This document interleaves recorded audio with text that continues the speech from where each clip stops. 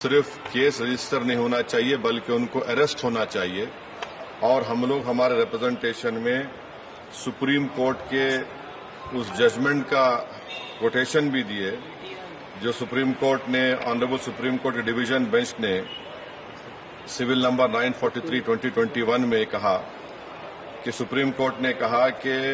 سو motto action لینا جب کبھی کوئی ہیٹ سپیچ دیتا۔ دوسرا سپریم کورٹ نے یہ کہا کہ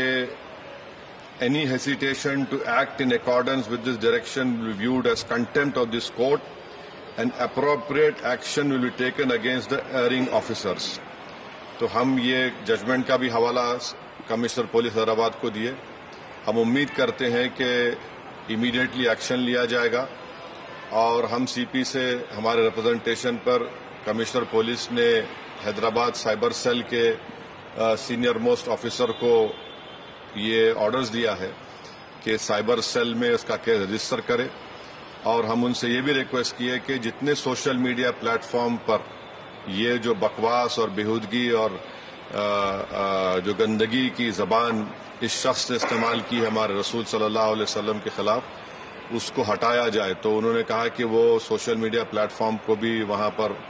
جو ان کا پروسیجر اس کے تحت ان کو بتائیں گے، چاہے وہ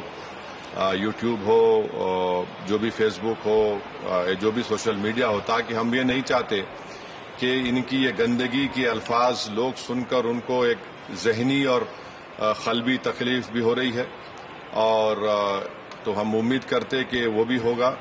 اور تیسرا، ہم عوام سے اپیل کر رہے ہیں کہ آپ پرامن رہیے، قانون کو اپنے ہاتھ میں مت لیجیے۔ یقیناً ہر مسلمان کے کوئی دلی تکلیف اور ہمارے جذبات کو ٹھیس پہنچی ہے، اور ہم بار بار